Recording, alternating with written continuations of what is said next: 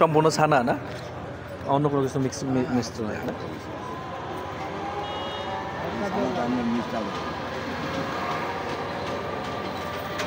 এটা তো এখন তো কাঁচা না, এটা কাঁচা না, এটা তারপরে কি করবেন? ওই যে ডাইরেক্ট এখান থেকে ওই করে ওই রসের চুলার মধ্যে দিয়ে দেবেন না?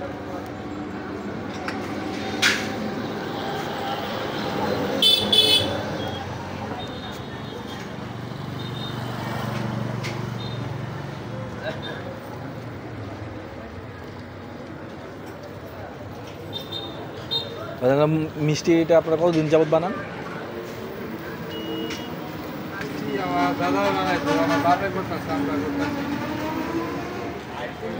3 প্রজন্ম যাচ্ছে। আচ্ছা, মাশাআল্লাহ।